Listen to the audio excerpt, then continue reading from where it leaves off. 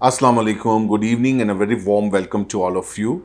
This is Faisal Dedi from Foundation Securities. Welcome you in our new session of today's market wrap. अगर हम market performance पे निगाह डालें तो पीर वाले दिन के एसी 100 index opens at 79,657 index point के साथ, और आज वेडनेसडे के दिन it manages in subtle to conclude at 80,557 index point के साथ मजमूई तौर पे 950 पॉइंट्स का इजाफा देखा है in the benchmark KSE 100 index over the last 2 trading sessions. अगर हम लिक्विडिटी फैक्टर के ऊपर निगाह डालें तो पीर वाले दिन के एसी 100 इंडेक्स में मजमूई तौर पे 152 मिलियन शेयर्स का काम देखा गया, फॉलोड बाय वेडनेसडे वाले दिन 147 मिलियन शेयर्स का काम देखा गया, almost down by 3.5% on day basis. जिस तरह हमने देखा कि इस वीक में हमें सिर्फ 2 ही ट्रेडिंग डेज मिले हैं मिड वीक तक, क्योंकि Tuesday on account of Rabiul अव्वल हॉलीडे था, तो जिसकी वजह से पीर और वेडनेसडे की परफॉर्मेंस पे ही हम बात कर पाएंगे। Investors are little bit concern about few things जो क्वाइट जिटरी भी थी, सेंटिमेंट्स को भी इरोड कर रही थी, and at the same time कुछ हद तक इनकरेजिंग खबर भी थी।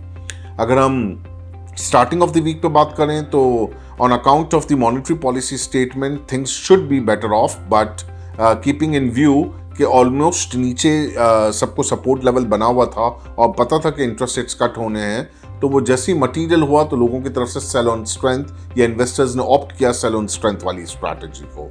तो वो हमने वो देखा था फ्राइडे वाले दिन कि बहुत ज़्यादा एग्रेसिव खुली मार्केट प्री ओपन पे और ओपन फर्स्ट हाफ के अंदर, और फिर लेटर हाफ के अंदर हमने देखा कि एग्रेसिव प्रॉफिट टेकिंग भी विटनेस हुई अक्रॉस द बोर्ड।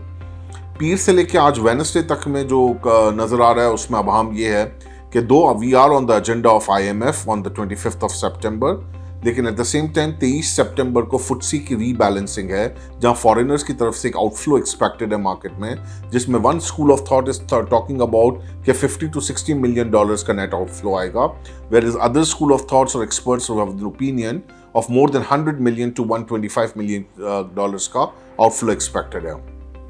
तो इस कशमकश के अंदर 13 से 14 स्टॉक्स हैं जिसमें लोगों को या इन्वेस्टर्स को कंसर्न है कि अगर कोई सेल ऑफ आ रहा है तो वो फिर बहुत चीज़ें नीचे मिलने के चांसेस ब्राइट हो जाएंगे। उसका कट ऑफ है 23 सितंबर 2024, that it will be on Monday I believe. तो मंडे वाले दिन कट ऑफ डेट है। टिल दैट बाजार के अंदर थोड़ा जिटरी वॉलेटाइलनेस रहेगा, अनलेस जब तक प्रॉपर फॉरेनर्स की सेलिंग एब्जॉर्ब ना हो जाए। और अगर फर्स्ट केस वाला सिनेरियो है कि जिसमें 50-60 मिलियन डॉलर्स का आउटफ्लो है, तो वो बहुत इजीली मार्केट के अंदर इतनी लिक्विडिटी मौजूद है कि एब्जॉर्ब हो जाएगा। If there is anything which is above 100 million dollars, तो that would create a little volatility in the market, और जिसकी वजह से कुछ हद तक हम सेल ऑफ की वजह से मार्केट में प्रेशर देख पाएंगे कमिंग डेज के अंदर भी।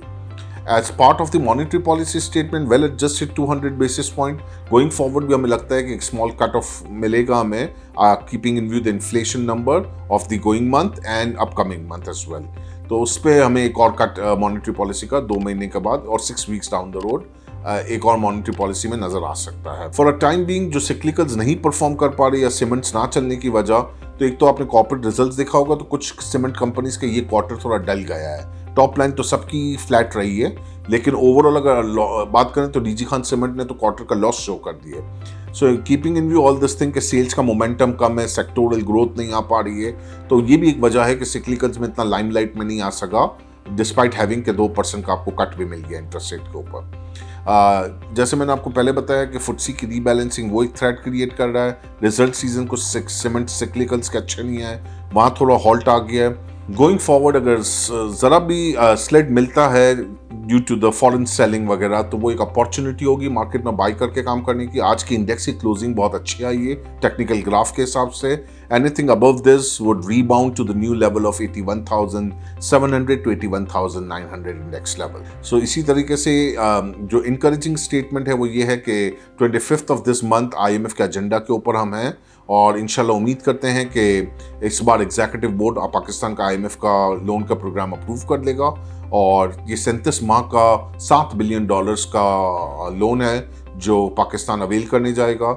I am sure it's not a good ride, it's a bumpy ride, और चीज़ें चैलेंजिंग होंगी, और वो वक्त के साथ साथ हमें पता लगेगा कि IMF की तरफ से चैलेंजिंग कंडीशंस क्या क्या आती हैं। Sales point of view, my advise is to stay a zone of जिसको कहते हैं सिक्लिकल्स में थोड़ा लिमिटेड स्कोप रखें।